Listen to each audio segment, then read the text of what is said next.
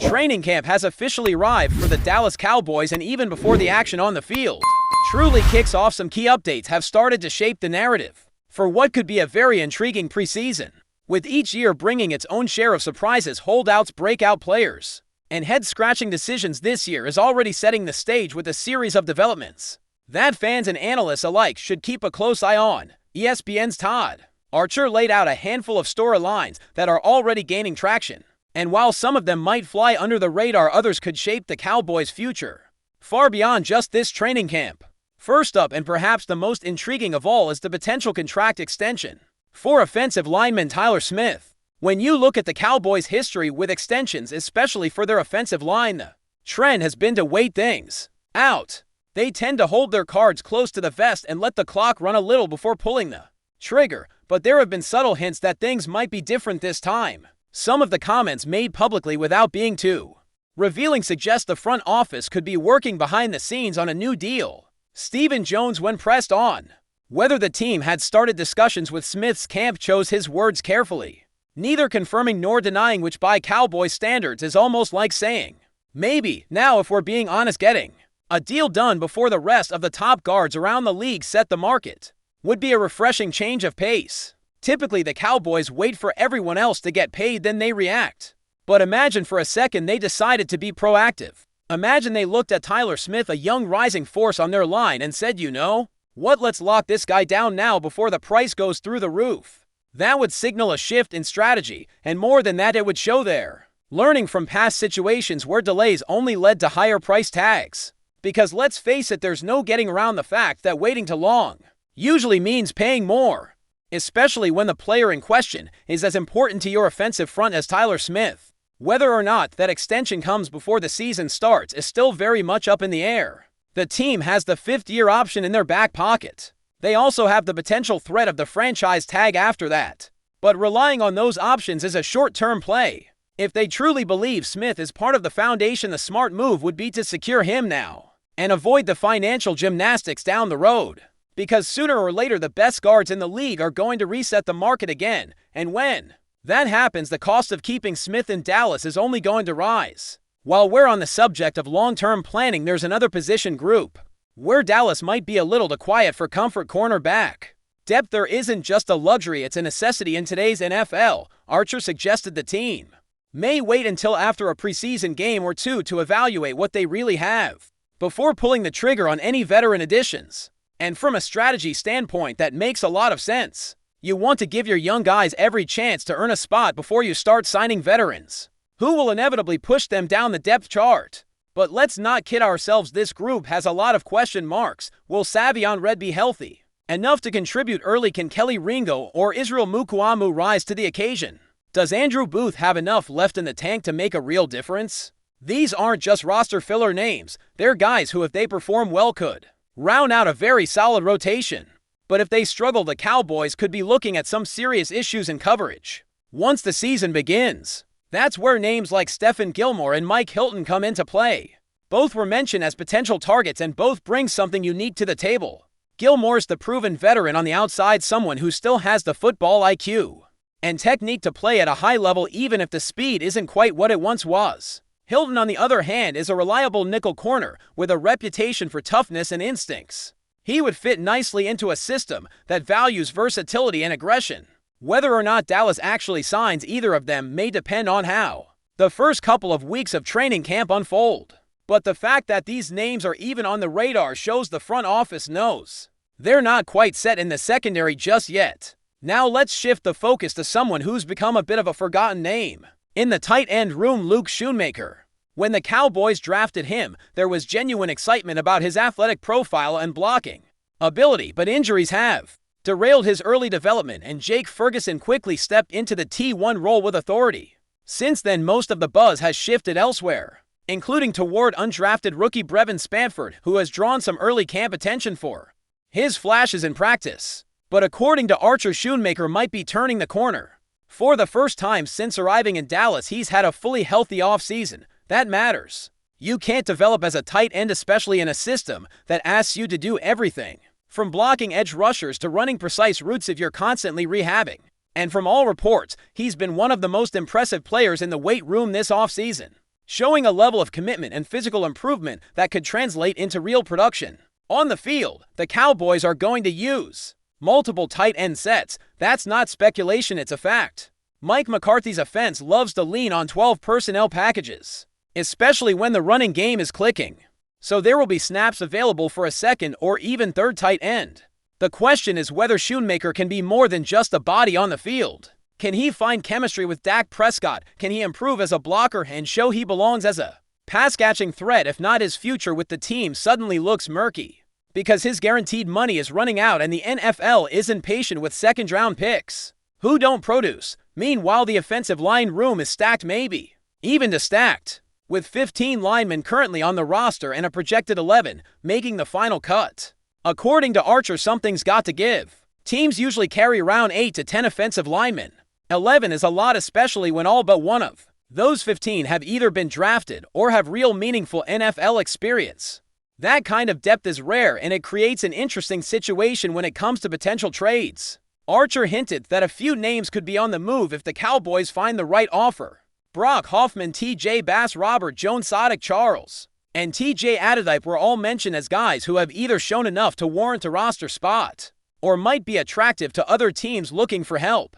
Hoffman in particular stands out because of his experience at center. If the Cowboys were to lose him, it's not entirely clear who would take over as the backup in that crucial role. For that reason alone, he might be someone Dallas keeps around, no matter what. Bass, meanwhile, is young, cheap, and has actual game reps under his belt. That's valuable, especially for teams dealing with injuries or uncertainty on the interior. The team has taken a different approach to depth this year, loading up with veterans and pushing younger players further down the depth chart. That could pay off in preseason games where Dallas might dominate thanks to the quality of its second and third units.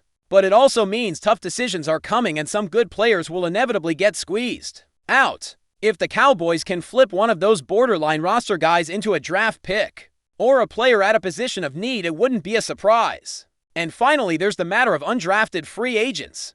Normally, the Cowboys bring in a big class sometimes, hitting double digits. This year, they only signed 9. That's a relatively small number, and part of the reason is because they prioritize veterans, especially on the offensive line. But even in that smaller group, there are a couple names worth watching. Justin Barron, a linebacker and former safety, and Elijah Clark, a true safety, were both mentioned as legitimate candidates to make the final roster. What makes them stand out? Guaranteed money. Barron received over $250,000 in guaranteed cash, and Clark got slightly more. That's not something teams hand out lightly to undrafted players.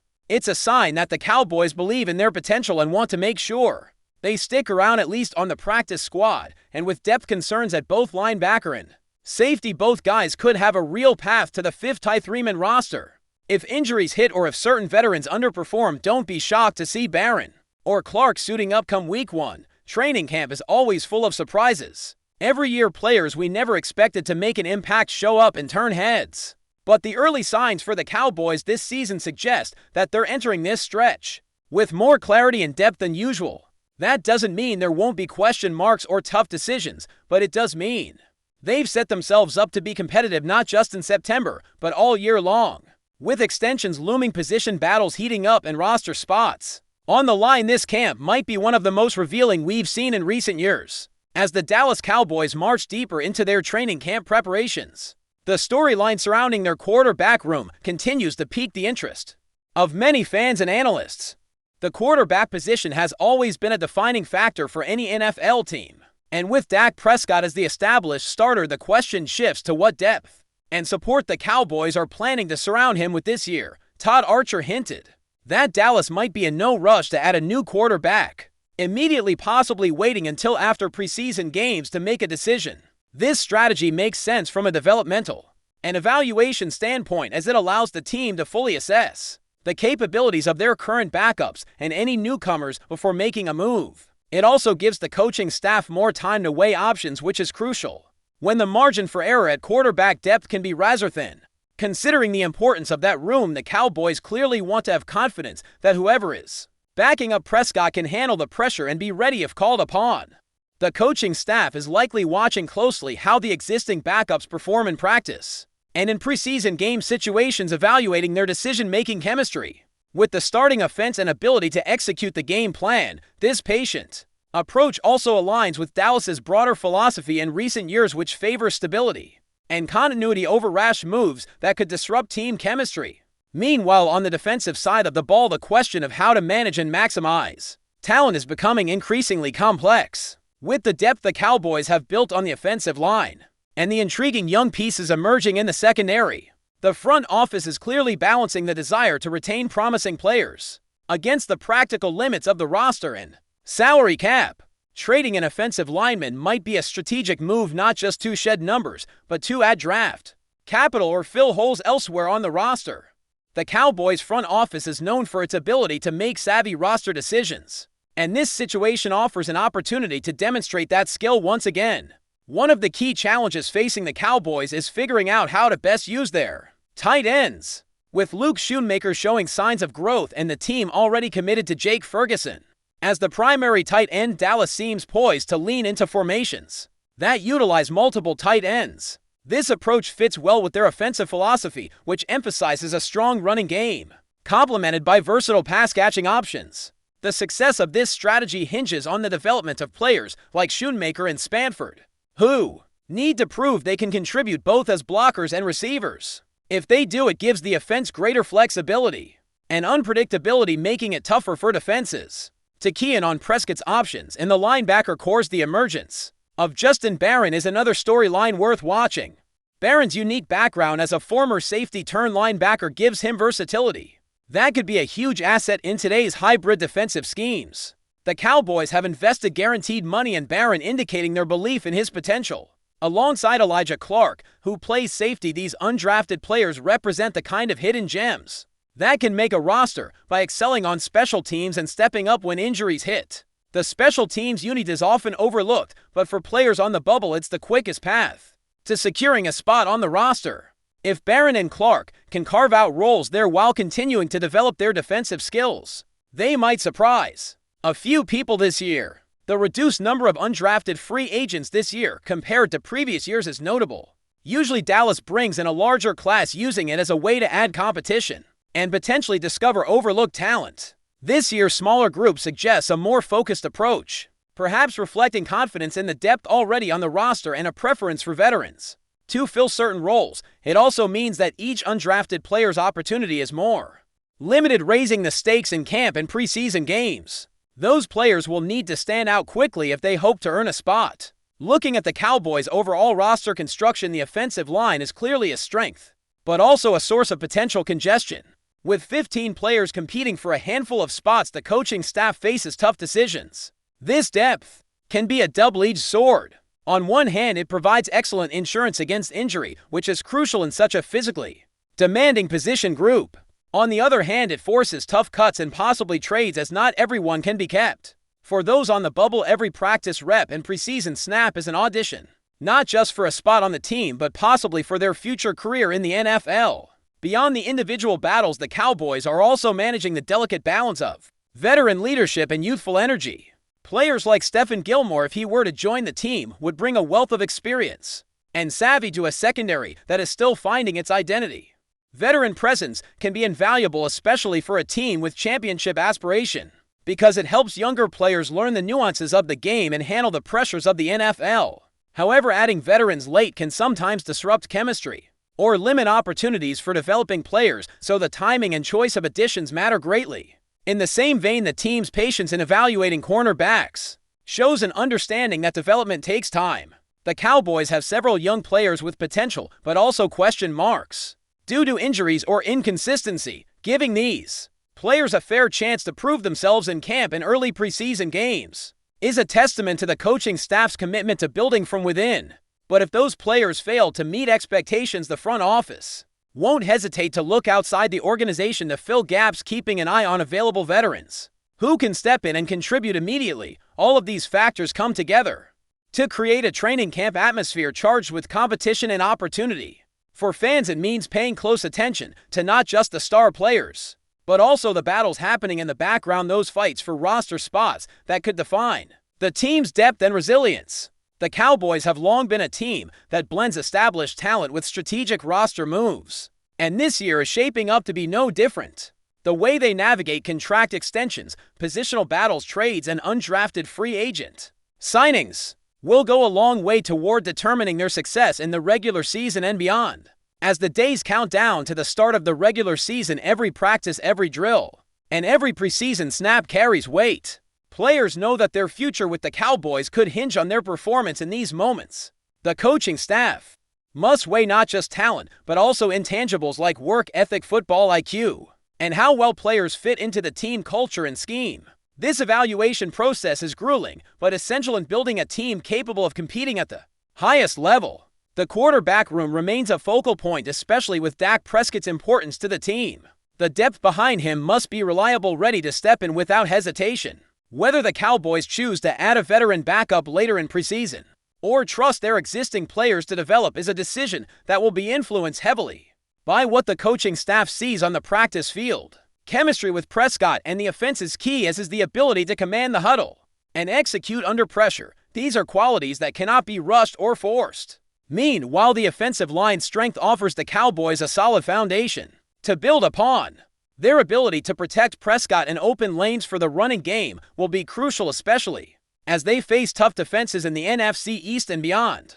The competition within that group is fierce, but it also ensures that every player is pushing to improve and maintain their spot. With potential trades looming, the front office has leverage to both keep talent and address other areas of need.